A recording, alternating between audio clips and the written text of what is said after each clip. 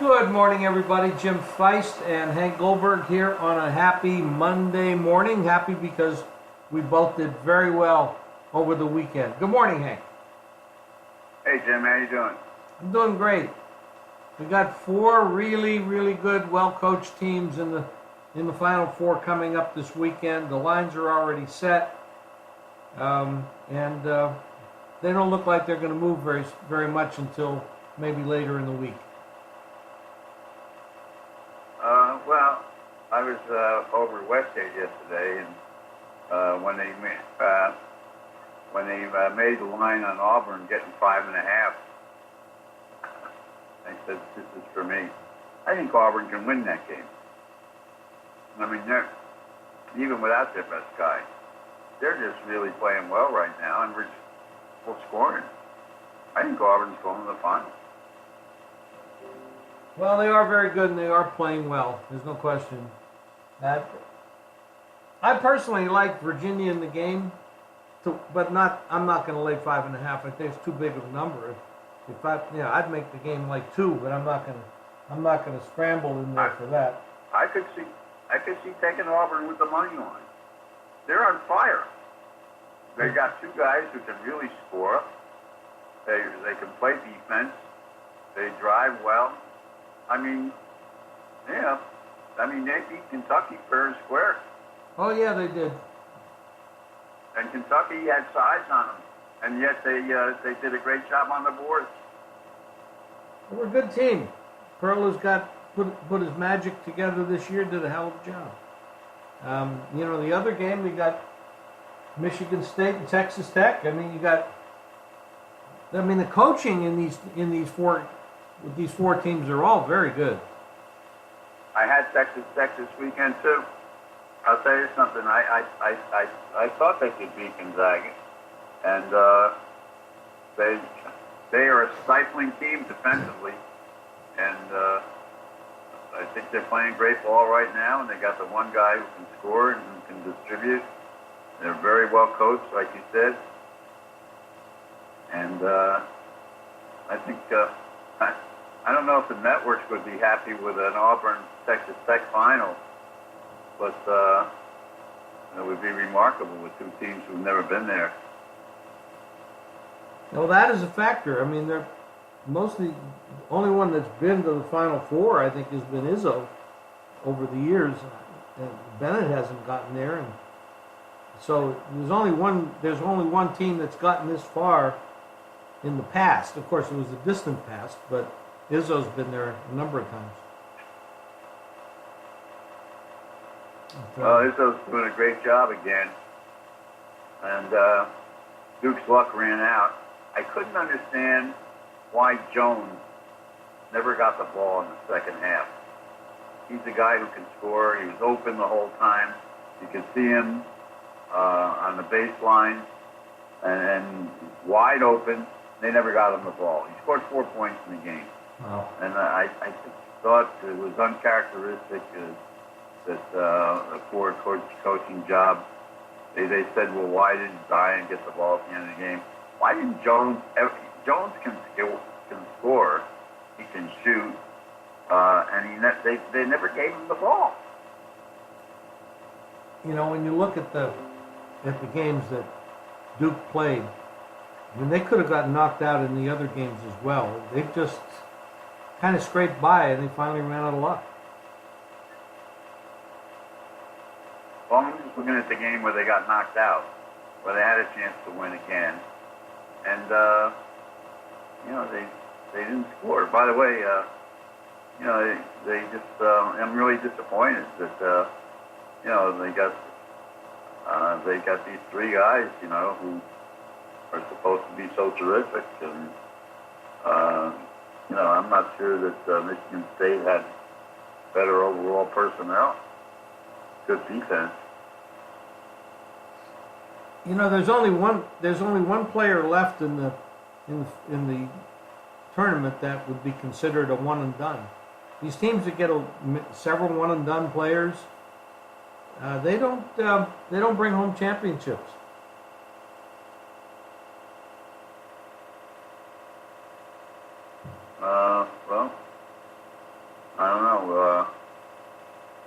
they get pretty far. Well, and they should. They're damn good. But it comes down to that. It comes down to the end. You know, there's a big difference between being 17, 18 years old and being 21, 22 years old. There's a lot of maturity that goes on there, and I think that plays into it a little bit. But we're going to have two really, really, really good games, and then I'm sure we're going to have a great final. I'm excited about it. Baseball started out well, knock on wood. It'll round into shape as we go along here. There's a lot of games, 162 in the season. It takes. The Giants are playing the Dodgers today. Yeah, and the Dodgers have been hitting the ball quite a bit. What they have, 8 home runs in the first game. Excuse me. And put up a lot of runs yesterday too. So it's really rounded into shape. One of the teams in baseball that people don't realize, the Rays had 90 wins last year, and they're already 3-1 on the season. 3-1 going up against the Astros. So that's and they got Stanek going against Bettis for Colorado. That's a sneaky little team. Had 90 wins last year, and I think they're going to do as well, if not better, this year. Well, keep an eye on that. Another horse went down yesterday at Santa Anita. I was watching the races, and it was, I think it was around the 5th or 6th race, on the grass, and on the turn, horse went down, and they had to put him down. 23rd horse. Just goes on and on at that racetrack. And it's gotten to the point where I don't know what they're going to do. And they got their big race coming up this weekend. Terrible situation.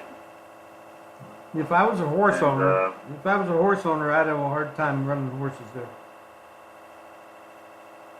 The 23rd horse. Yeah, these, it's humanitarianly, it's a difficult situation, but it's also a financial. These horses are very valuable, and these trainers and owners put a lot into. Besides whether you're an animal lover or not, which I am, I'd have a hard time sending my horses there. And I had a stable of horses once. I would not send my horses there because usually the owners of these horses have enough money to say, no, I'm not going to do it. But there are some owners, of course, that have to. On the baseball side of things, Giancarlo Stanton is on the injured list for the Yankees. I don't know for how long. I've never been a big fan of that signing the Yankees did there, and I know he's got great power, and he just doesn't excite me to have him on my team if I was a Yankee fan, which I'm not a fan of anything in baseball. But too many strikeouts, not enough dependability. But that's just me. I like somebody who can go up there and put the bat on the ball more often than he does.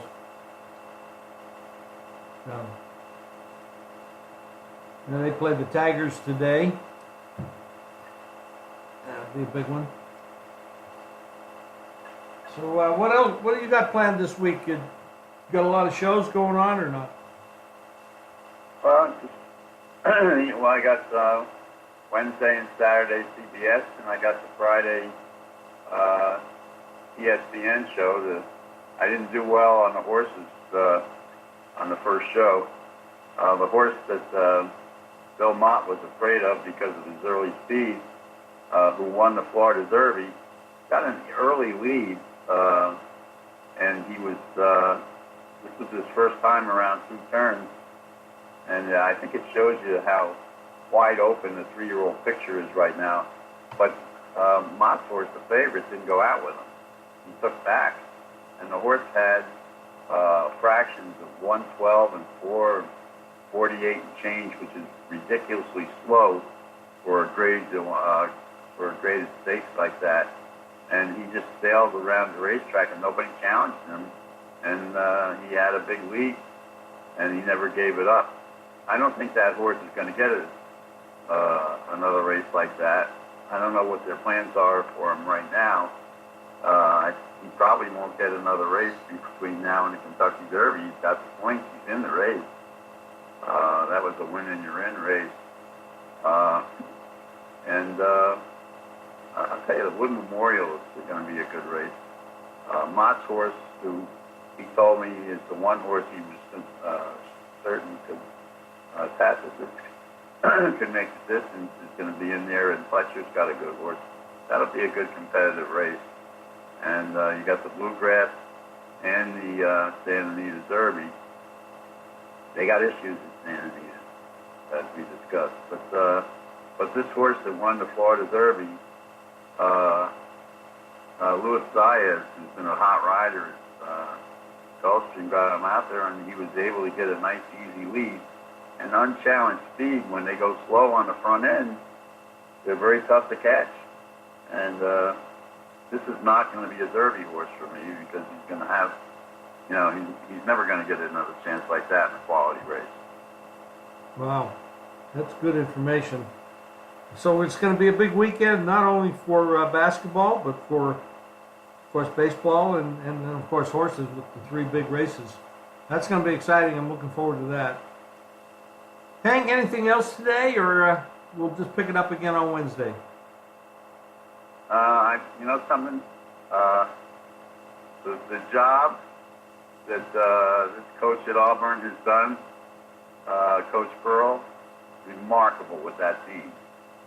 And they just keep finding ways to win, and they're a real courageous team. And they've got 2 great shooters, and they've got a couple of big men. They lost their best player, and it didn't stop them at all. And Kentucky, they just didn't have it when it counted as the game it got into the closing seconds. And got to give Bruce Pearl a ton of credit. Auburn, which is a team that has never made it to the Final Four in its history, he's got them there. Yeah, that was quite a double revenge game also for Auburn. They're in the same conference, of course, as Kentucky, and Kentucky had beat them twice. A close game once, and the other one was a blowout. And so that happened. It doesn't always work, but in that case it worked. Auburn came back, get their revenge, and they got it in the perfect time. Killed them in overtime. That's right. Killed them in overtime. And we had a couple overtime games for the weekend. One that we both lost. We both had Purdue plus 4.5, and we lost by 5 in overtime. That was tough. Yeah, that was a shame too, because we were in. Guy made an unconscious 3-pointer to send the game to overtime. Otherwise, we would have had that game. Yeah, that's what happens in March Madness. It's a crazy, crazy month. But now we have a new day. It's April Fool's Day. We're not trying to fool you folks out there. Go to JimFeist.com. Get Hank's plays and mine, Hank. I'm going to turn it off for today. We'll talk again on Wednesday. Thank you. Okay. All right, Jim. Have a good day. You too.